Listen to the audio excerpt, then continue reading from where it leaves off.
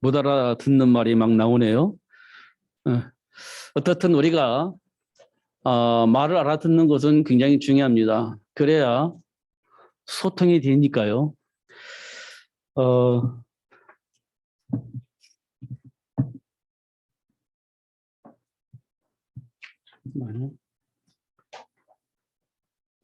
지금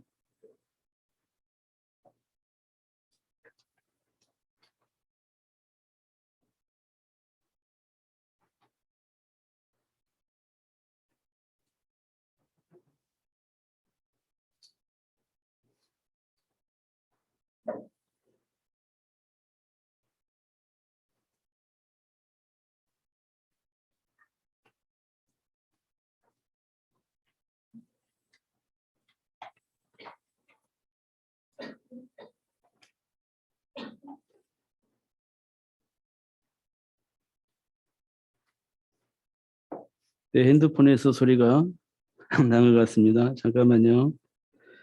제가 녹음을 해야 되기 때문에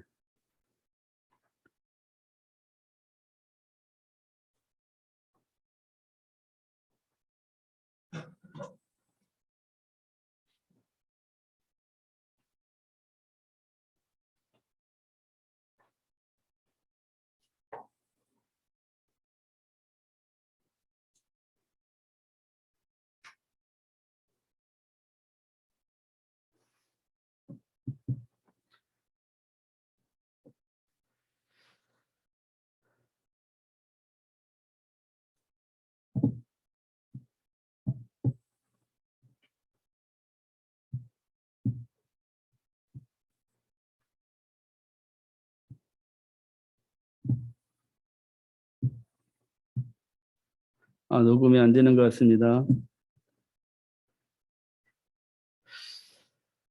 우리가 어떻든 서로가 대화가 되어진다는 말은 서로 말을 알아듣는다는 얘기예요. 말을 알아듣지 못하면 대화가 되지 않습니다. 왜냐하면 오해를 하기 때문에 그렇습니다. 그래서 하나님은 우리에게 말씀을 주셨는데 그 말씀의 의미를 우리가 안다면 하나님과 소통이 되어지겠죠. 그러나 하나님이 주신 말씀에 대한 이해가 부족하면 하나님과 소통이 되어지지 않을 겁니다. 왜냐하면 말을 못 알아들었어요. 그 증거가 있는데 그게 뭐냐면 창세기 3장에서 기록된 선악을 알게 한 나무의 열매를 먹은 겁니다. 소통이 되지를 않아요. 그래서 선악과 먹으면 하나님과 되는 줄 알고 선악과를 먹습니다. 하나님은 그 먹으면 죽는다고 얘기를 했는데 그게 내 안에 들려지질 않은 겁니다. 그래서 선악과를 먹게 되지죠. 왜 그랬을까요? 스스로 먹은 게 아니에요. 오해를 하고 있는, 말을 알아듣지 못하고 있는 아담과 하와를 속이고 공격해서 선악을 알게 한 나무의 열매를 먹을 수밖에 없도록 유혹하고 공격하는 자가 있었습니다. 그걸 성경은 뱀이라고 표현했어요. 성경은 뱀이라고 표현을 하기도 했습니다. 그리고 사탄이라고 얘기도 했습니다.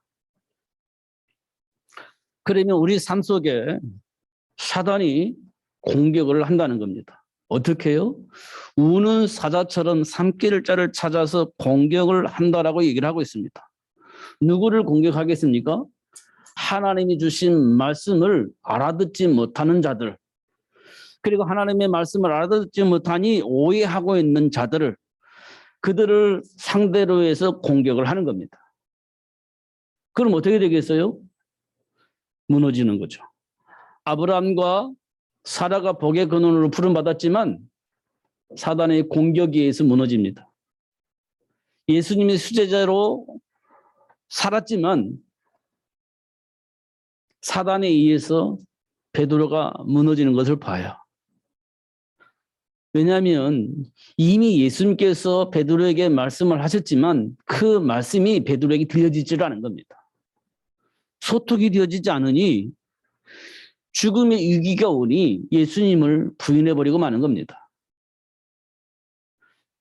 그런 현장들이 성경에 기록되어 있습니다. 이 말은 논리적으로 학문적으로 글로 표현한 게 아니고 삶의 현장에서 실제적으로 일어난 일들을 성경은 기록해놓고 우리에게 보게 하신 겁니다. 지금 우리 삶의 현장에서도 그러한 일들이 계속해서 일어나고 있습니다. 언제까지 이런 일들이 일어날 것이냐라고 물어본다면 예수님께서 재림하시겠다고 약속하셨는데 그날까지 그런 일들이 계속해서 반복해서 일어나게 될 겁니다. 그래야 세계가 복음화되어지는 겁니다. 문제 속에 고통 속에 방황하며 한계를 만나서 어찌할 바 알지 못하고 있다가 우상 숭배를 했던 그 사람들이 어느 날 예수가 그리스도임을 발견하고 돌아서게 되어집니다. 그때 하나님이 약속하신 축복들이 그들의 삶 속에 열매로 나타나는 겁니다. 그래야 우리 인간의 문제가 무엇인지 그리고 하나님이 약속하신 축복이 무엇인지 알게 되어지고 그들이 예수가 그리스도임을 인정하게 되어집니다. 이 복음이 이 세상 모든 사람들에게 전달되어지게 되는 겁니다. 문제가 없으면 그 사실들이 잘 전달되지 않아요. 사실 문제가 없더라면 하나님 우리를 하나님 형상대로 창조할 이유도 없었을 겁니다. 그런데 문제가 있으니 그 문제의 배경 속의 역사는 사단을 폭로하고 드러내서 하나님과 함께 할 수 있는 삶을 누릴 수 있는 사람을 하나님이 창조하시게 되어진 겁니다. 그러므로 하나님께서 우리 인간에게 약속하신 축복이 무엇인지 알 수 있도록 해야 되잖아요. 그 삶 속에서 문제를 만나고 그 문제의 배경에 누가 있었는지 그 사실을 알려야 그 저주와 재앙 같은 삶의 문제를 가져다 주는 사단과 싸워 이길 수 있도록 그렇게 역사하시는 것을 확인할 수 있어요. 그래서 하나님은 인간에게 주신 복을 알리고 그리고 그 복을 누릴 수 있도록 삶 현장에 있는 문제를 만나게 되는 겁니다. 그러니까 삶 현장의 문제를 만났다 내가 그러면 하나님이 나에게 주신 축복을 알 수 있는 시간 그리고 그 축복을 누려야만 하는 그 시간을 우리에게 주신 겁니다. 하나의 백성에게는 그래요. 하나님의 백성이 아닌 사람은 저주와 재앙이지만 하나님의 백성에게는 하나님이 주신 축복을 알고 누리면서 증인으로 설 수 있는 축복의 시간을 우리에게 주셨다는 것을 확인할 수가 있습니다. 그리고 난 이후에 뭘 확인할 수 있냐면 하나님이 우리에게 주어진 삶의 이유가 무엇인지 알게 되어집니다. 하나님이 나에게 주신 축복은 나에게 주어진 삶은 이러한 삶을 살 수 있도록 하기 위해서 하나님 나를 이 세상에 태어나게 하셨고 그리고 불러서 그 축복을 누릴 수 있도록 역사를 하고 계시는구나 하는 사실을 알게 되어집니다. 사도 바울이 준비되어서 있었지만 사실은 부모님이 바리새 사상을 가지고 있었고 바리새 사상을 가지고 있는 지식인들에게 영향을 받아서 바리새 사상 속에서 성장했습니다. 누가? 바울이요. 그래서 율법으로는 흠이 없이 잘 성장했습니다. 그런데 하나님과 상관이 없는 삶을 살았습니다. 그 전까지는 몰랐죠. 하나님과 상관이 있게 하나님의 영광을 위해서 충성을 다하는 삶을 살았다고 생각을 했는데 알고 보니 하나님과 상관이 없는 삶을 살았다는 사실을 알게 돼요. 언제요? 다메섹에서 하나님께로부터 부름을 받고 난 이후에 내가 엉뚱한 짓을 했다는 사실을 알게 돼요. 그 많은 지식과 경험이 하나님과 전혀 상관이 없는 삶이었다는 사실을 알게 되어져요. 근데 세상 사람들은 그게 너무 멋있고 최고라고 생각한 겁니다. 배경이 있죠. 실력이 있죠. 사람들이 따라다니죠. 또 바울을 통해서 수많은 사람이 답을 얻죠. 그러니 너무너무 좋은 거죠. 근데 바울이 알고 보니까 그게 전부 다 엉뚱한 짓이었어요. 그래서 사람들은 좋게 보는 그것들을 배설물로 여기고 하나님과 함께하는 삶을 살기 위해서 그리스도를 선택하는 일이 생깁니다. 우리 삶이 그래요. 불신자는 모르니까 그렇다 치더라도 우리 신자가 혹시 예수를 만나기 전에 바울처럼 충성되게 살아려고 살았던 삶이었는지, 그러나 하나님과 전혀 상관이 없는 삶을 살았는지 확인해 볼 필요가 있어요. 제가 그랬습니다. 저는 어릴 때부터 사람들 보기에는 참으로 신앙이 믿음이 좋은 사람이라고 얘기를 했습니다. 저는 어릴 때부터요 예배를 빠지지 않았어요. 이상합니다. 저는 그렇게 해야 되는 것이 당연하다고 생각을 했던 것 같아요. 그래서 시간 되면 수요일 날도, 시간 되면 금요일 날 철야도 저는 빠지지 않고 했어요. 시간만 되면 학교 다닐 때도 왜 그랬는지는 잘 모르겠습니다. 그런데 그렇게 했어요.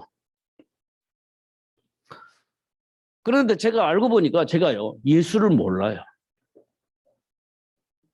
예수를 몰라. 제가 중학교 때인지 우리는 토요일 날 학생 예배가 있었으니까요. 학생 예배 때 교사가 이런 그 숙제를 했어요. 무슨 숙제를 했냐면 요한복음 14장 6절인데 내가 곧 길이요 진리요 생명이니 나를 말미암지 않으면 아버지께 올 자가 없느니라 이렇게 쓰잖아요. 그런데 내가 곧 길이요 진리요 생명 여기도 블랭크를 한 거예요. 빈칸으로 놔두고 여기에 맞는 말을 쓰라 이렇게 쓴 거예요. 근데 제가 그걸 몰라요. 그러니까 몰라요. 그러니까 선생님이 너 이것도 몰라? 왜냐하면 저는 어릴 때부터 신앙생활을 해왔고 저는요 사람들 보기에는 믿음이 좋다라고 생각을 하면서 말할 수 있는 신앙생활을 해왔어요. 안 빠지니까. 근데 그걸 내가 몰랐던 거예요. 그거 참 안타까운 일이죠. 유절 내면 우리 옛날에는 유절하면 막 유절 내가지고 주일날 이렇게 발표를 하거든요. 그럼 점수 줘요. 그리고 헌금하면 또 점수 줘요. 그러면 내 성탄절 때 잘했다 해가지고 상품 줘요. 1등, 2등, 3등 점수 매겨가지고. 저는 항상 1등이 했어요. 왜요? 부모가 헌금 주니까 헌금 잘하지. 유절 내면 유절 잘 외지. 퀴즈 내면 퀴즈 잘 해오지. 뭐 빠질 게 없는 겁니다. 주일날 참석 안 하는 일이 없지. 1등 할 수밖에 없죠. 근데 내가 몰라요. 저는 그걸 그때 비로소 알았어요. 내가 모르고 있구나. 그런데 지나가요. 몰랐어요. 그리고 신학을 하면서도 막 공부를 했어요. 저는요, 말싸움에서 지고 싶은 마음이 없었어요. 그래서 늘 이렇게 말싸움을 했어요. 그래서 접은 일이 별로 없어요. 그런데 제가 어느 날 우리 담임 목사님이 거듭남이 뭐냐라고 물어보는데 잘 모르겠어요. 그게 결국 뭐냐? 행동을 잘 해야죠. 회개를 해야죠. 뭐 이렇게 이제 얘기를 하는 겁니다. 그런데 담임 목사님이 틀렸어. 아니야. 이렇게 얘기를 하는 겁니다. 거듭남이 도대체 뭐냐? 몰랐어요. 그냥 잘못된 행동을 바꾸는 것이 거듭남이라고 생각을 했어요. 잘못된 생각을 바꾸는 것을 거듭남이라고 생각했어요. 몰랐습니다. 그러니까 자꾸 잘못된 거 바꾸는 겁니다. 이렇게만 얘기할 수밖에 없었죠. 그런데 그게 아니라는 겁니다. 나중에 보니까 담임 목사님도 거기에 대한 퀘스천이 있지 답이 없었어요. 근데 그리스도를 알고 나니 다 풀렸습니다. 내가 곧 길이요 진리요 생명이니 이 말이 무슨 말인지 알게 됐고 거듭남이라는 것이 무슨 말인지 알게 되었습니다. 그러니 너무 행복한 겁니다. 그러니까 뭐가 보이냐면 이 세상의 모든 문제들이 이거 하나 몰라가지고 해결이 안 되는 겁니다. 세리요한이 나와도 안 되고 엘리야가 나와도 안 되고 예레미야가 나와도 안 되고 그 어떤 메신저가 나와도 안 되는 겁니다. 그리스도가 그리스도로 말미암아 삶의 문제가 풀리지 않으면 이 세상은 답이 없어요. 거듭난다는 말이 그 말이에요. 내 인생을 바꾸는 게예요. 내 안에 죽었던 내 안에 생명이 살아나는 겁니다. 죽어있는 하나님과의 관계가 멀어져 있는 나에게 하나님과의 관계가 회복되어지고 하나님과 소통이 되어지는 겁니다. 어저께 너무 재미있는, 아니 좀 안타까운 사건을 유튜브로 봤는데요. 어떤 분이 돌아가셨다고 장례를 하고 있었습니다. 근데 그게 오진이야. 그래서 그분이 깨어났어. 어디에서 깨어났겠어요? 장례식장에서 깨어났지. 그런데 그분이 이 장례가 무슨 장례야? 노장례라고 하니까 충격받아서 돌아가셔 버렸어. 왜냐? 의사가 오진을 해서 죽은 줄 알고 장사를 지내고 있는데 이분이 깨어난 거예요. 근데 이 장례가 누구 장례예요? 자기 장례예요. 충격받아 돌아가셔 버렸어. 그럴 수 있습니다. 오진하면 그래요. 우리가 예수 믿는다라고 철저하게 믿었는데 알고 보니까 예수를 몰라. 그럼 곤란해지는 겁니다. 죽으라고 충성하다가 어느 날 돌아서 버립니다. 왜요? 나 이런 예수 안 믿을래 하고 돌아서는 겁니다. 예수를 몰라놓고 오해하고 있다가 이런 예수 안 믿을래 하고 돌아서는 겁니다. 그게 잘못 판단한 거예요. 그럼 어떻게 되겠어요? 소망이 사라지는 거죠. 우리는 하나님이 우리를 축복하시고 자녀로 삼아주신 것이 분명히 맞기에 문제 만나면 그 문제가 저주와 재앙이 아니라 그 문제를 통해 하나님의 계획을 발견하고 하나님이 주신 축복을 누릴 수 있는 시작이 된다는 사실을 확인할 수 있습니다.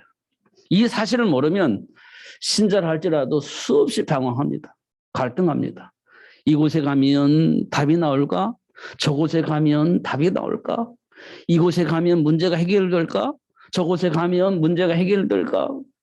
너무 고통스러운 삶이니 이렇게 방황을 하는 겁니다. 그럼 답이 나올까요? 답이 없습니다. 이 땅에 수많은 기독교인들이 그러고 있습니다. 저도 그랬으니까요.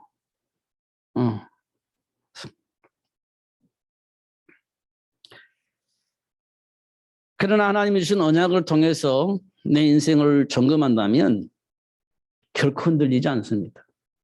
왜냐하면 언약 안에 숨겨져 있는 축복을 발견하고 누릴 수 있기 때문에 그렇습니다.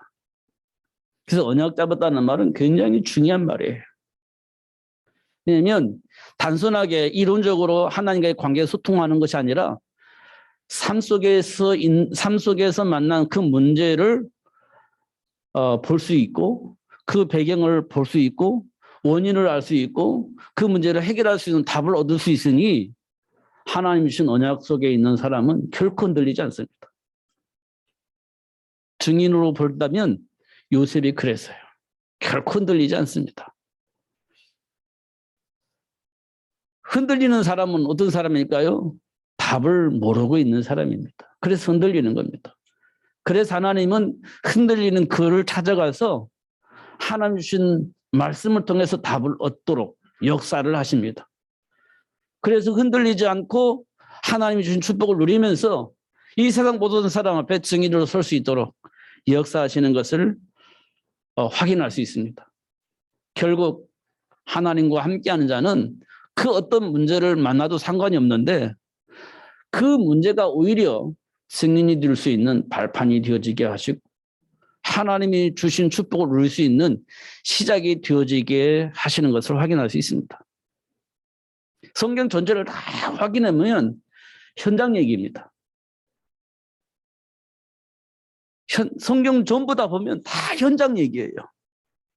결국 현장에서 무슨 일이 일어나느냐, 사람들은 어떤 영향을 받고 어떤 반응을 하느냐, 이런 얘기거든요. 누구한테 영향받아서 어떤 선택을 했느냐, 어떤 환경 속에서 어떤 선택을 할 수밖에 없었느냐, 이런 것들 쭉 나열을 하고 있는 겁니다. 근데 너무 간단한 겁니다. 그 문제의 배경이 누가 있느냐는 거예요.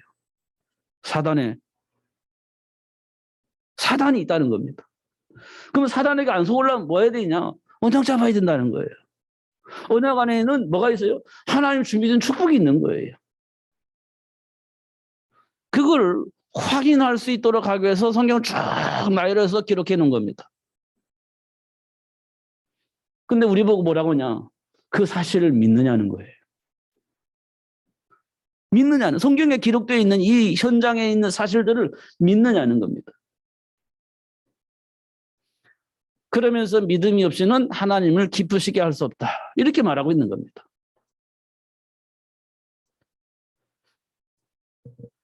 요한복음 14장에 보면 하나님을 믿으니 또 나를 믿으라, 마음에 근심하지 말라는 얘기입니다.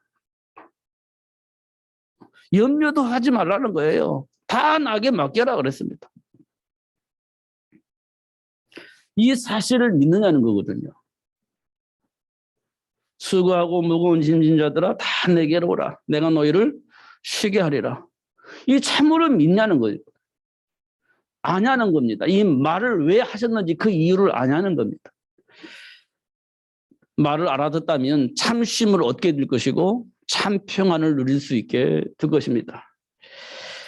이스라엘 역사를 통해서 인간의 정체성을 알 수 있도록 하나님 역사를 하셨어요. 이스라엘 특별히 불러가지고 인간의 정체성을 알 수 있도록, 그리고 그 축복을 누릴 수 있도록 하나님 역사를 하십니다. 이스라엘이 어느 날 노예가 되어지는데 그 배경을 알 수 있도록 합니다. 이스라엘이 왜 노예가 됐냐? 그 배경이 뭐냐?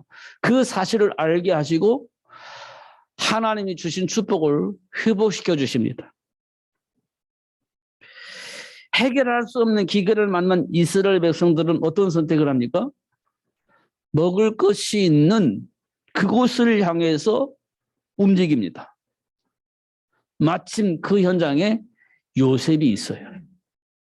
요셉이 이스라엘을 초청합니다. 그러니까 이스라엘은 생각 없이 애굽으로 가요. 왜냐? 기근 만났으니. 근데 그 기근의 문제를 해결할 수가 없으니 마침 아들인 요셉이 초청하니 그 초청받은 이스라엘은 애굽으로 이주를 합니다. 그 문제도 해결되어지고 요셉의 보호를 받으니 행복했습니다. 우리 그럴 수 있거든요.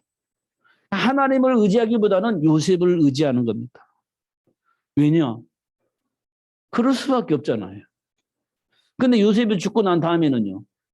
그 다음에는요. 해결책이 없습니다. 그 다음에는요. 애굽의 노예가 되어지는 겁니다. 빠져나올 수 있는 길이 있나요? 없어요. 400년 동안 계속해서 노예 생활을 합니다.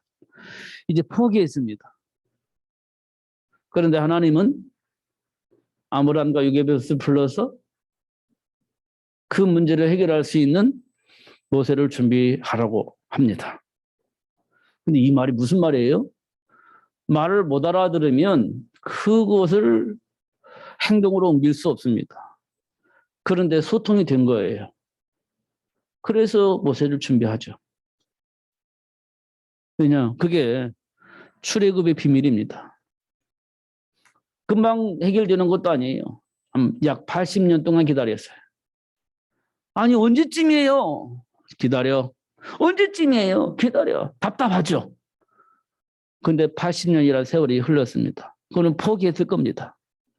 근데 하나님은 모세를 통해서 출애굽이 되어지도록 합니다.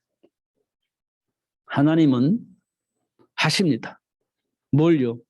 당신이 약속하신 그 약속을 지키십니다. 그 약속이 이루어지도록 역사를 하십니다. 하나님의 배경을 알면 얼마든지 누릴 수 있습니다. 왜냐? 하나님은 창조주 하나님이십니다.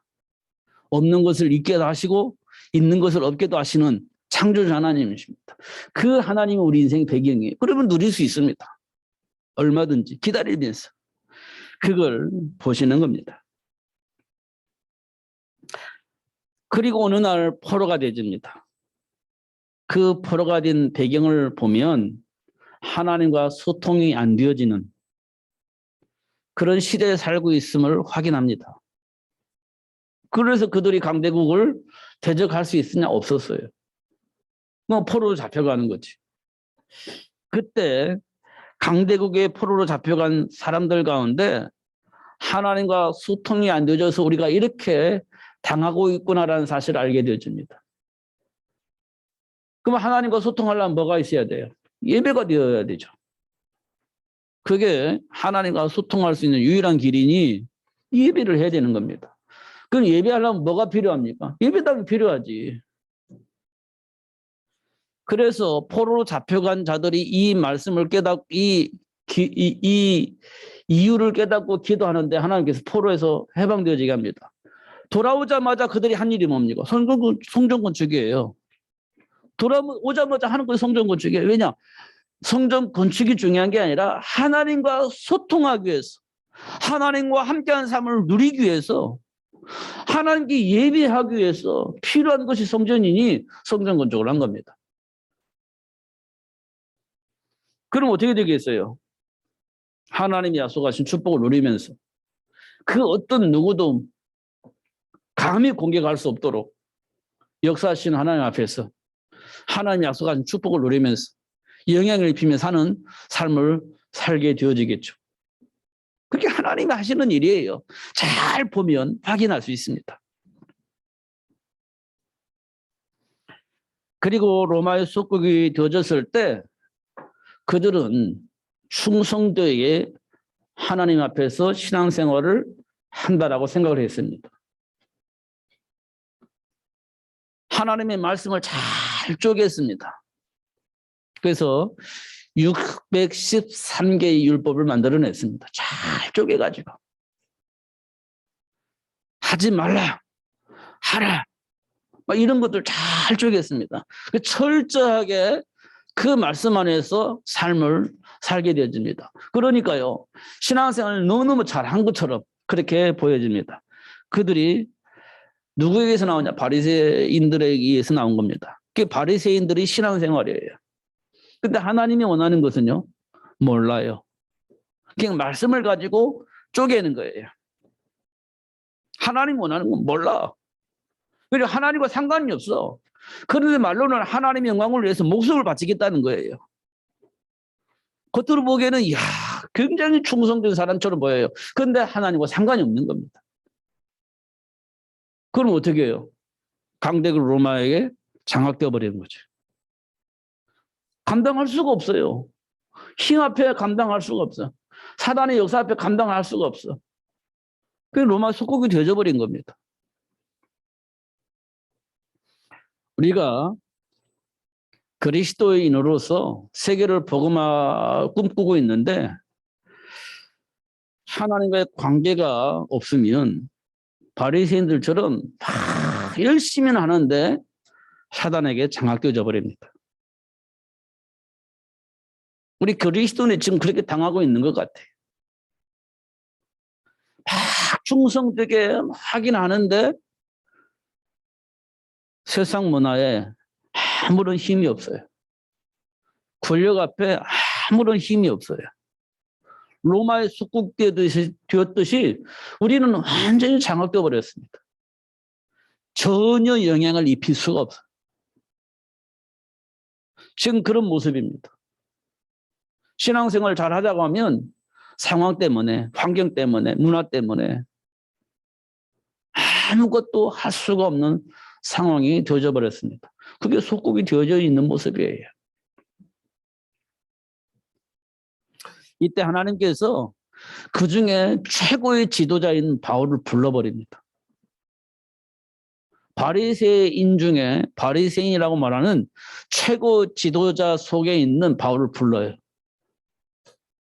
그리고 이 세상의 문제의 근원이 뭔지, 해결책이 무엇인지, 하나님은 어떻게 하셨는지 그 사실을 소상하게 알려줍니다. 그리고 그 중심에 예수님이 계시다는 것을 말합니다. 예수가 그리스도임을 알게 하십니다. 그래서 문제가 해결되어져요. 그래서 사도 바울을 통해서 이 예수가 그리스도임을 말할 수 있는 제자, 예수가 그리스도임을 말할 수 있는 제자를 훈련할 수 있는 전도 시스템을 만들어냅니다. 왜요? 로마를 복음화하기 위해서. 그렇게 준비하면서 로마 복음화를 위해서 도전을 하는데 250년 말에 그 막강한 로마가 복음으로 회복되어집니다. 그게 영향력인 겁니다. 누가 그런 일을 할 수 있을까요? 아는 사람이. 아는 사람이 그 축복을 누릴 수 있는 겁니다. 모르면 안 돼요. 절대 할 수가 없습니다. 알아야 되는 겁니다. 예수가 왜 이 땅에 오셔서 십자가에 박혀 죽으셨는지 그 이유를 아는 자가 그 힘을 가지고 세상을 복되게 만들 수 있습니다. 모르면 안 되는 거예요. 될 수가 없습니다. 네피림 문화를 만들었던 사단에게 신자까지 다 장악되어 버렸잖아요. 말씀 안 듣잖아요. 그러니 하나님께서 확실한 증거로 그들을 홍수로 심판해 버리잖아요. 다만 노아를 남겨놓으시고 노아를 통해서 하나님의 계획이 이루어져야 되니 남겨놓으시고 심판해 버리지 않습니까? 그렇습니다.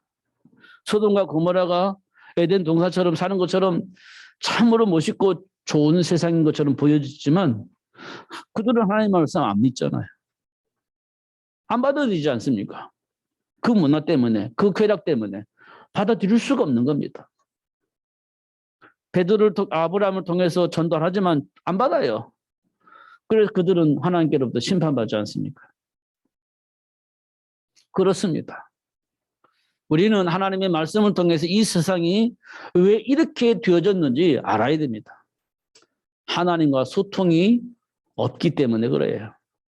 하나님과의 관계를 회복할 수 있는 그리스도 안에 있는 생명의 복음을 전하는 자가 없어서 그렇습니다. 바리새인들처럼 그렇게 말하는 사람들은 있지만 실제적으로 예수가 그리스도임을, 예수 생명을, 예수 능력을 말하는 사람이 많지 않습니다. 그래 이 세상이 망하고 있는 겁니다. 그래서 오늘 제목이 현장화입니다. 현장화. 하나님과 함께하는 삶이 현장에서 드러나야 된다는 거예요. 그냥 우리 교회 다니는 곳으로 만족하면 안 돼요. 하나님과 함께하는 삶이 현장에서 드러나야 된다. 현장화입니다. 이 말은 율법주의적 사고 속에서 싸우자는 말이 아니에요. 이미 승리한 축복의 비밀을 누리는 겁니다. 감추어진 축복을 그리스도를 통해서만 발견할 수 있고 누릴 수 있도록 요구합니다. 그러니까 오직 예수라는 말이 여기서 나오는 겁니다. 다른 길이 있냐? 없습니다. 사도행전 4장 12절에 사도 베드로가 그랬죠. 다른 길이 있냐? 없어. 하나님이 다른 길을 주신 적이 없어. 다른 이름을 주신 적이 있냐? 없어. 예수 이외에는 다른 이름을 주신 적이 없어. 오직 예수밖에 하나님과의 관계를 회복할 수 있는 길이 없어. 우리가 원하는 그 축복을 누릴 수 있는 길도 예수밖에 없어. 라고 얘기를 하고 있는 겁니다. 근데 사람들은요, 이 말을 들을 때 비웃습니다. 이 말을 들을 때 거부합니다. 왜 다른 길도 있는데, 다른 삶도 있는데, 왜 무시해? 이렇게 합니다. 왜 다른 종교는 무시해? 그렇게 말합니다. 무시하는 게 아니고 하나님 만나는 길이 아니고 하나님이 준비한 축복을 누릴 수 있는 길도 아니고 본래 인간에게 주어진 축복을 누릴 수 있는 길이, 회복될 수 있는 길이 아니기 때문에 아니라고 얘기를 하는 겁니다. 무시하는 게 절대 아니죠. 아니기 때문에 아니라고 얘기를 하는 겁니다. 근데 그들은 자존심 가지고 왜 무시하냐고 얘기를 하죠. 우리가 하나씩 하나씩 잘 확인해야 됩니다. 율법으로는 흠이 없는 바울이 할 얘기가 많이 있었겠죠. 흠이 없이 살아왔으니 할 말이 많이 있을 겁니다. 그런데 그렇게 해서 그런 삶을 통해서 하나님과 함께하는 삶을 누릴 수 있는 축복을 회복할 수 있느냐라고 확인해 볼 때 없다라고 얘기를 합니다. 바울이 그랬어요. 없어. 그럼 누구를 통해서? 그리스도 대신 예수를 통해서만 하나님과 관계를 회복할 수 있어 라고 얘기를 합니다. 이것이 우리가 알고 있는 복음이고 우리가 누릴 수 있는 축복입니다. 어디에서요? 삶의 현장에서. 근데 이게 잘 안 되는 겁니다. 그래서 이걸 사실화하기 위해서 우리에게 많은 문제와 사건을 허락하시고 그 사실을 확인할 수 있도록 역사를 하시는 것을 확인할 수 있습니다. 요셉은 형들에 의해서 노예로 팔립니다. 그럼 우리는요, 감당할 수가 없어요. 감정으로나 여러 가지로 볼 때 감당이 안 되죠. 형들이 나를 노예로 팔아먹고 나는 노예 생활을 하고 있을 때 생각과 감정은 어떤 생각이 들겠어요? 어떤 감정이 들겠습니까? 형들을 향한 내 안에 있는 감정, 내 안에 생각을 어떻겠습니까? 여러분 다 알겠죠? 여러분 스스로 반응하겠죠? 그럴 것이다. 그런데 어느 날 노예 생활하는 것도 힘든데 누명을 뒤집어 쓰고 감옥에 가는 겁니다. 그럼 우리는 어떤 생각하겠어요? 내 인생은 왜 이러냐? 이렇게 생각하겠죠. 내가 뭘 잘못했지? 이런 생각도 하겠죠. 그렇지 않습니까? 근데 마침 총리가 되어집니다. 총리가. 그러면 보디발의 아내 생각나겠죠? 또 기근 만나서 이스라엘 백성들이 곡식을 사러 옵니다. 형들 딱 보니까 형들이 왔어요. 생각나겠죠? 놀라운 사건입니다. 그게 창세기 45장 5절인데요. 형들을 향해서 당신들이 나를 이곳에 판 것이 아니라 하나님이 당신들의 생명을 보존하려고 나를 먼저 이곳에 보냈다. 이렇게 얘기를 합니다. 이건 삶 속에서 하나님과의 소통이 되어지지 않으면 절대로 나올 수 없는 말이에요. 감정적으로 표현할 수 있는 그게 아니에요. 억지한다고 해서 막 그렇게 표현해야 되니까 표현을 하기 위해서 표현한 게 아니에요. 실제적으로 그런 답을 가지고 있었기 때문에 그런 말을 한 겁니다. 흉내내면 안 돼, 우리가. 속에는 막 부글부글 끓는데 내가 참아야지. 이렇게 해서 되어지는 일이 아니라는 겁니다. 답을 얻어야 됩니다.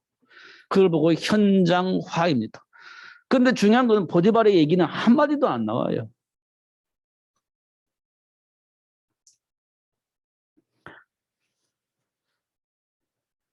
이게 그리스도를 통해서 감춰져 있는 축복을 발견한 요셉은 그럴 수밖에 없고 그런 배경을 누릴 수밖에 없고 혈과 육의 싸움이 아닌 영적 싸움에 승리할 수밖에 없었던 비밀을 가지고 있었다는 겁니다. 이게 그리스도 안에 감춰져 있는 축복이에요.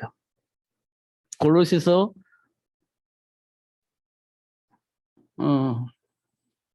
2장에서 나와 있는 것처럼 그렇습니다. 그리고 하나님의 배경을 알고 그 배경을 누린 다윗을 보면은요, 사자와 곰을 상대로 싸워서 이깁니다. 어떻게 사자와 싸워 이겨요? 어떻게 곰과 싸워 이기겠습니까? 그런데 하나님의 배경이 있었기 때문에 사자와 싸우고 곰과 싸우는 겁니다. 그걸 배경으로 전쟁터에서 골리앗과 싸웁니다. 그걸 이겨요. 이게 하나님의 배경을 안 자는 싸워 이기는 겁니다. 그러니까 환경이 문제가 되겠습니까? 사람이 문제가 되겠습니까? 문제가 되지 않아요. 하나의 배경 속에서 싸우니 환경도 문제가 되지 않고 사람도 문제가 되지 않아요. 누구 탓하지도 않고 원망하지 않습니다. 하나님의 배경을 누리고 있으니 원망 불평이 있을 수가 없죠. 다윗이 그랬습니다. 그리고 사울왕과의 사울왕이 싸움을 걸을 때 싸우지 않고 사울왕을 이깁니다. 이제 사울왕과는 왜 싸우지 않았을까요? 하나님이 세운 왕이니 하나님이 알아서 하실 것이라고 생각을 하고 하나님께 맡긴 겁니다. 그리고 다윗은 싸우지 않아요. 그리고 이깁니다. 하나님의 배경을 아는 자는 그렇습니다. 저와 여러분이 그런 배경을 가지고 누릴 수 있도록 하나님께로부터 복을 받은 사람입니다. 그 복을 받은 사람들이에요. 그런데 그 복을 놓치고 사는 겁니다. 그런 문제와 사건은 터지죠. 무기력해 살죠. 그럴 때마다 문제와 사건을 만나게 되어지고 그때마다 이제 하나님은 하나님과 관계를 회복할 수 있도록 생각나게 하시고 깨닫게도 하시고 언약 붙잡고 기도하게 하시기도 하시고 그렇습니다. 근데 어느 날 보면 또 잊어버려요. 이것이 이제 반복되어집니다. 그러다가 어느 날 뿌리가 내려지고 체질이 되어지게 하시는, 그래서 땅끝까지 이르러 증인이 되어지게 하시는 하나님의 시간표를 우리가 볼 수 있게 되어집니다. 그러면서 우리에게 하시는 말씀이 너는 너를 위하여 방주를 만들어라. 아니 사람들은 그러니까 너를 위해서 방주를 만들라고. 왜? 심판받을 것이니까. 이 말을 우리가 알아들어야 됩니다. 그럼 어떤 일이 벌어져요? 땅끝까지로 내 증인이 될 것이다. 되게 할 것이다. 누가? 하나님께서. 그렇게 말씀을 하고 계시는 겁니다. 세계의 복음화를 위하여 하나님이 준비하신 축복과 전도할 시스템을 우리는 꼭 확인을 해야 됩니다. 우리는 세계의 복음화를 위해서 살아야 돼요. 구원받은 것, 그건 우리가 시작입니다. 그것을 끝나면 안 돼요. 우리는 무엇을 위해서 살아야 되냐? 세계의 복음화를 위해서 살아야 돼요. 구원받았으니 끝, 전국 갈 수 있으니 끝, 하나님 자녀가 됐으니까 끝, 그게 아닙니다. 세계 복음화를 위해서 살아야 돼요. 세계 복음화를 위한 삶이 우리에게 남겨져 있습니다. 출애굽의 끝이 아니고요. 출애굽은 시작입니다. 뭘 위한 시작이냐? 가나안 땅을 회복하기 위한 시작입니다. 가나안 땅을 정복하기 위한 시작입니다. 우리는 구원받았으니 끝이라고 생각하는데 이제 시작이에요. 세계를 복음화할 수 있는 삶을 위한 시작이 됩니다. 그 일을 위해서 하나님은 원하는 자를 불러서 그들에게 뭘 하도록 하셨냐? 현장을 복음화할 수 있는 제자를 생육할 수 있도록 하셨습니다. 생육할 수 있도록. 그리고 하나님은 아브라함을 왜 부르셨느냐? 이 세상 모든 사람들에게 복을 전할 수 있는 근원이 될 수 있는 이삭을 준비케 하려고 하나님이 아브라함을 부르신 겁니다. 복받은 것은 끝이 아니에요. 복받은 것은 시작일 뿐이에요. 누가 준비되어야 되느냐? 세계를 복음화할 수 있는 제자 이삭을 준비하는 겁니다. 그게 아브라함에게 주어진 삶의 이유입니다. 그리고 요게베스를 부른 하나님은 모세를 준비케 하셨어요. 왜요? 출애굽을 해야 되니까. 출애굽을 해야 되니까. 예수님을 위해 동정녀 마리아를 부르신 이유, 동정녀 마리아를 왜 부르셨어요? 예수님이 이 땅에 오셔야 되니까. 여자의 후손을 보내주시겠다 약속을 하셨는데 그 여자의 후손이 이 땅에 와야 됩니다. 그러면 누가 필요해요? 동정녀가 필요합니다. 근데 마침 누가 선택되냐? 마리아가 선택된 겁니다. 마리아를 통해서 동정녀 마리아가 이 땅에 예수님이 땅에 오게 되어집니다. 왜 오셨죠?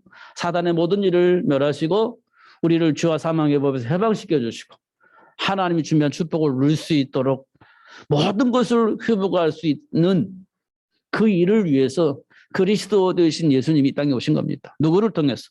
동정녀 마리아를 통해서 오신 겁니다.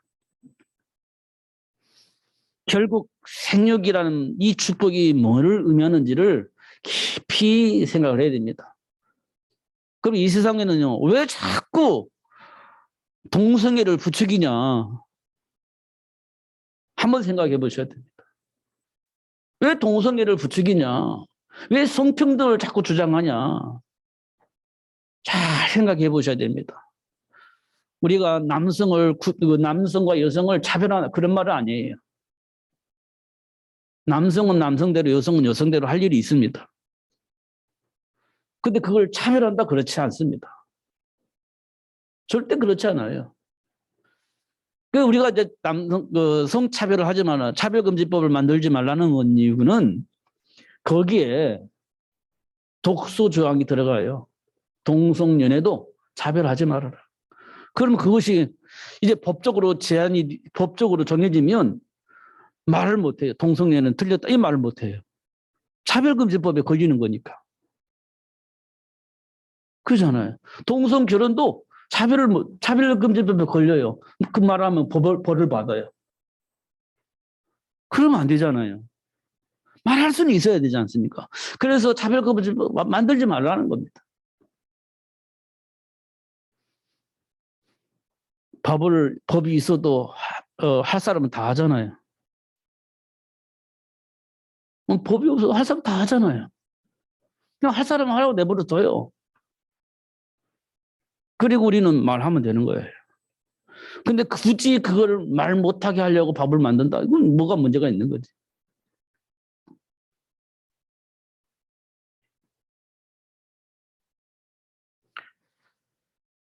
우리는 하나님의 축복 속에서 누리면 되는 겁니다.